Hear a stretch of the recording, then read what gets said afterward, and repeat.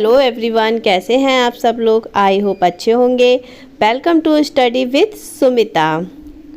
आज मैं आप लोगों के लिए लेकर आई हूँ इन्वायरमेंट, जिसका फर्स्ट चैप्टर है। लास्ट वीडियो में मैंने आपको प्राचीन हिस्ट्री, विश्व भूगोल से रिलेटेड जो भी महत्वपूर्ण टॉपिक थे जो परीक्षा में पूछे जाते थे उनके बारे में बताया है। अगर आपने वीडियो ना देखा हो तो आप चैनल पर जाकर उसकी प्लेलिस्ट में जाकर चेक कर सकते हैं। वीडियो शुरू करने से पहले मैं आपको बताना चाहूँगी, मैं आपको लुसेंट 2024 की जो न्यू लेटेस्ट बुक है उससे मैं आपको थ्योरी की जो है प्रैक्टिस करा रही हूँ। इसमें से जो इम्पोर्टेंट क्वेश्चंस हैं वो मैं आपको बताती हूँ और जो परीक्षा में आए हैं उनके बारे में भी हम चर्चा करते हैं। ठीक है, तो चलिए स्टार्ट करते हैं आज का वीडियो। सबसे पहला हमारा टॉपिक है पर्यावरण एवं सतत विकास। ठीक है, पर्यावरण शब्द की उत्पत्ति एक फ्रेंच शब्द इन्वायरमेंट से हुई है, जिसका अर्थ होता है घेरना, यानी कि घिरा हुआ। प्रत्येक जीव अपने विशिष्ट परिवेश में रहता है। कोई भी जीव हो, मान लीजिए हम मनुष्य हैं, पशु हैं, पक्षी हैं या छोटे से कीड़े मकोड़े हैं, कुछ भी हो, ठीक है, उनका एक अलग परिवेश होता है, उनका एक अलग जो है आप कह सकते हो माहौल होता है रहने का।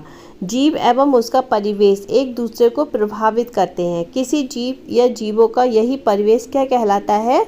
पर्यावरण कहलाता है।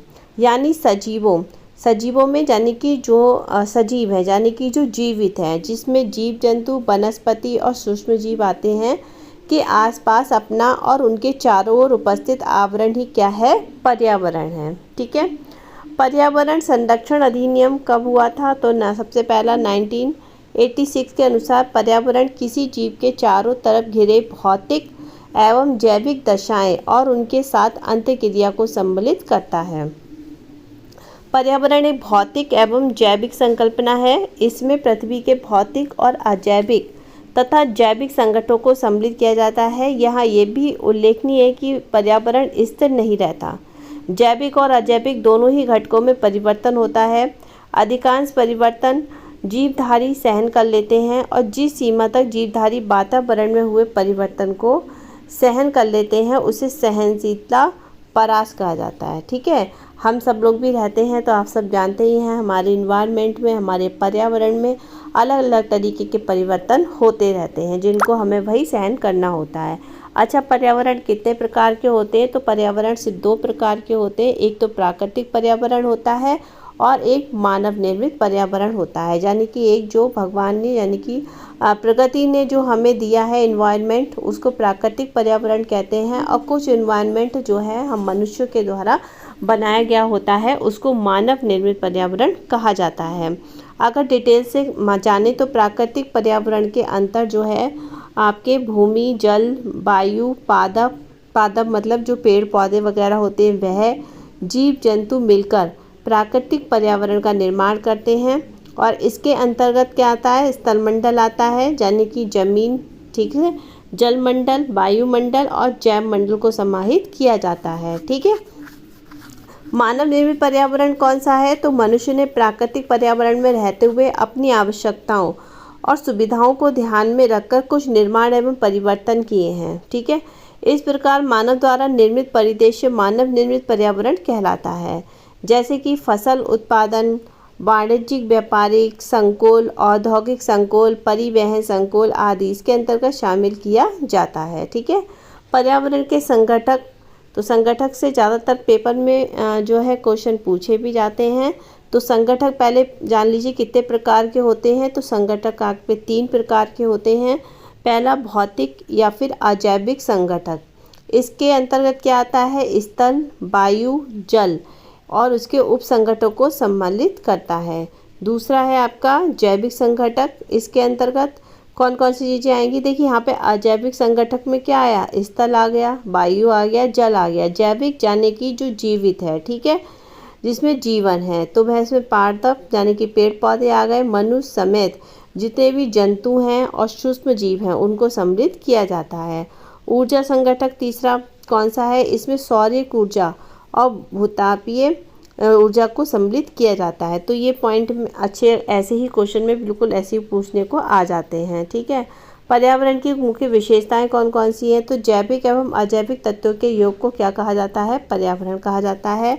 जैविक विविधता, प्राकृतिक वास तथा ऊर्जा किसी पर्यावरण के मुख्य तत्व होते हैं। पर्यावरण में समय तथा स्थान के साथ परिवर्तन होता रहता है। पर्यावरण अपने जैविक पदार्थों का उत्पादन करता है और जो विभिन्न जलवायु एवं विभिन्न स्थानों पर भी कैसा होता है? अलग अलग होता है। ठीक है। पर्यावरण जैविक जो है और अजैविक पदार्थों के व्यवहारिक संबंध पर आधारित होता है। अब क्वेश्चन में देखिए इस तरीके से आ जाता है कि पर्यावरण जैविक एवं अजैविक पदार्थों के, अब यहाँ पर जो है व्यवहारिक संबंध जो है कट कर देंगे, पर आधारित होता है। अब ऑप्शन में 1 2 3 4 करके मिल जाएगा, बस व्यवहारिक संबंध याद रखिएगा। ठीक है। पर्यावरण की कार्यवाही ऊर्जा संचार पर निर्भर करती है। पर्यावरण सामान्यतः पारिस्थितिकी संतुलन स्थापित करने की ओर अग्रसर रहता है। ठीक है। वैश्विक पर्यावरण प्रदर्शन सूचकांक क्या है?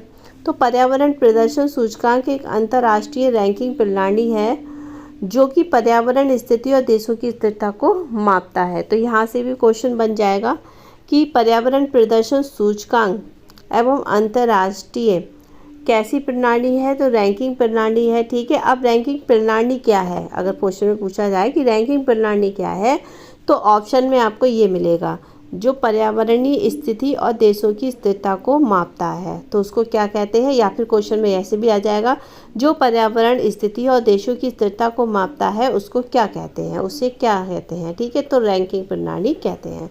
पर्यावरण प्रदर्शन सूचकांक को एक द्वैवार्षिक सूचकांक के रूप में वर्ष 2002 में Yale Center for Environmental Law and Policy और Columbia University Center for International Earth Science Information Network के सहयोग में वर्ल्ड इकोनॉमिक फोरम द्वारा पर्यावरण स्थिरता का सूचकांक के रूप में शुरू किया गया था। पर्यावरण प्रदर्शन सूचकांक टीम पर्यावरणीय डेटा को ऐसे संकेतकों में बदल देती है जो देशों का मूल्यांकन 0-100 से सबसे निम्न सर्वश्रेष्ठ के पैमाने पर करते हैं। आगे बढ़ते हैं। पर्यावरण प्रदर्शन सूचकांक जो है 2022, तो इसकी रैंकिंग में डेनमार्क शीर्ष है, यूनाइटेड किंगडम एंड फिनलैंड दूसरे एवं तीसरे स्थान पर हैं। 2022 में पर्यावरण प्रदर्शन सूचकांक में 180 देशों की सूची में भारत सबसे नीचे था। फिर 2020, 2018, 16 के सूचकांक में भारत का 168वां और 177 और 141 स्थान पर था। ठीक है। पृथ्वी शिखर सम्मेलन रियो समिट, ये इम्पोर्टेंट है टॉपिक, इसमें से क्वेश्चन मिलते हैं आपको। स्टॉकहोम सम्मेलन, ठीक है, वर्ष ये डेट जरूर याद रखिएगा, 1972 की 20वीं वर्षगांठ के उपलक्ष्य में पृथ्वी शिखर सम्मेलन 1992 में रियो डी जेनेरियो जो कि ब्राज़ील में संपन्न हुआ था। ये क्वेश्चन पूछा गया है और कई बार क्वेश्चन में आया है। ये संयुक्त राष्ट्र का पर्यावरण एवं विकास सम्मेलन था। ठीक है। सेकंड है रियो पृथ्वी सम्मेलन जो है 1992 के दौरान वैश्विक पर्यावरण सुविधा की स्थापना की गई थी, जो अल्प विकसित देशों को अल्प विकसित देश यूनेस्को के तहत निधि उपलब्ध कराती है। ठीक है। रियो पृथ्वी शिखर सम्मेलन 1992 की मुख्य उपलब्धि एजेंडा 21 समझौता है। ये क्वेश्चन कई बार पेपर में आया है और इसमें पूछा था कि रियो पृथ्वी शिखर सम्मेलन की मुख्य उपलब्धि समझौता क्या है। ठीक है। तो ऑप्शन में एजेंडा 21 दिया गया था। ठीक है। एजेंडा 21 पारिस्थितिकी विनाश और आर्थिक असमानता को समाप्त करने पर बल देता है। इसको पॉइंट को भी नोट करिएगा। एजेंडा 21 के मुख्य रूप से 4 उद्देश्य हैं, तो उद्देश्य भी पूछे जा सकते हैं, तो याद रख लीजिएगा। सबसे पहला जैव विविधता का सर्वेक्षण एवं संकटग्रस्त जीवों का संरक्षण, और विकासशील देशों में गरीबी निवारण और जनसंख्या नियंत्रण, पूंजी स्थानांतरण को उदार बनाने पर बल, और सबको खाद्य, स्वच्छ जल और सामाजिक सुरक्षा प्रदान करना। ये एजेंडा 21 के मुख्य जो हैं 4 उद्देश्य दिए गए हैं। और इस पे पृथ्वी सम्मेलन में ये याद रखिएगा, रियो +5 कौन से सन में हुआ था? 1997 और न्यूयॉर्क में। ठीक है। रियो +10 2002, और ज़्यादातर देखिए 2 पूछे जाते हैं, एक तो ये 97 वाला कई बार पूछा है, और एक ये 2012 में रियो डी जेनेरियो कहाँ पर है? ब्राज़ील में। ये कई बार पूछा है, तो इसको याद रखिएगा। पर्यावरण संरक्षण से संबंधित अधिनियम हरित न्यायाधिकरण, जिसको शॉर्ट फॉर्म में NGT कहते हैं, और स्थापना भारत सरकार द्वारा 18 अक्टूबर 2010 को की गई थी। ठीक है, चलिए फिर है पर्यावरण संरक्षण अधिनियम 1986। तो संयुक्त राष्ट्र संघ के प्रथम मानव पर्यावरण सम्मेलन कुछ 1972 में स्टॉकहोम के निर्णयों को क्रियान्वित करने के लिए पर्यावरण संरक्षण 1946 में पारित किया गया था। इसे छाता विधान के नाम से भी जाना जाता है। तो क्वेश्चन अगर पूछा जाए कि छाता विधान किसको कहा जाता है, ठीक है, तो आप बता देंगे। भोपाल गैस त्रासदी, ये भाई टॉपिक कई बार आया है पेपर में, बार बार आता है, के बाद भारत सरकार ने संविधान के अनुच्छेद 253 के तहत पर्यावरण अधिनियम 1986 को पारित किया था। नोट में क्या है, ऐसे भारतीय उत्पाद जो पर्यावरण के प्रति मैत्रीपूर्ण होते हैं उसे इको मार्क जो है 1991 से प्रारंभ हुआ था प्रमाण पत्र दिया जाता है।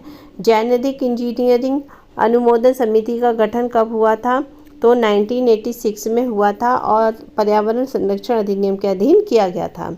पर्यावरण पर पहला वैश्विक सम्मेलन कब हुआ था, 1972 में आयोजित हुआ था और कहाँ हुआ था, स्टॉकहोम अंतर्राष्ट्रीय सम्मेलन था ये। ठीक है, इम्पोर्टेंट है। इसके बाद में 22 जुलाई 2010 को गजट नोटिफिकेशन के द्वारा जेनेटिक इंजीनियरिंग अनुमोदन समिति का नाम बदल दिया गया। अब इसके स्थान पर आनुवंशिक इंजीनियरिंग आकलन संबंधी शब्द रखा गया है। इम्पोर्टेंट है, इसको नोट कर लीजिएगा। राष्ट्रीय हरित न्यायीकरण अधिनियम 2010 में भारतीय संविधान के अंतर्गत दिए गए नागरिकों को स्वच्छ पर्यावरण में रहने के अधिकार हैं, जो जीवन के अधिकार में अंतर्निहित के रूप में अनुरूप है। इस अधिनियम के द्वारा देश में एक राष्ट्रीय हरित न्यायीकरण का गठन 18 अक्टूबर 2010 को किया गया था। ठीक है, चलिए आज के लिए इतना ही है। इससे आगे का जो है मैं आपको कल के वीडियो में बताऊंगी, क्योंकि वीडियो बहुत लेंथी हो जाता है, आप लोग वीडियो पूरा नहीं देख रहे हैं। तो फिर कल मैं इससे आगे का पार्ट 2 आपको बताऊंगी। आज के लिए इतना ही है। अब वीडियो अच्छा लगा हो तो लाइक करिएगा, कमेंट में बताइएगा कि कैसा लगा। पहली बार आए हैं चैनल पर तो सब्सक्राइब ज़रूर कर दीजिएगा। तो चलिए फिर मिलते हैं कल। Bye bye.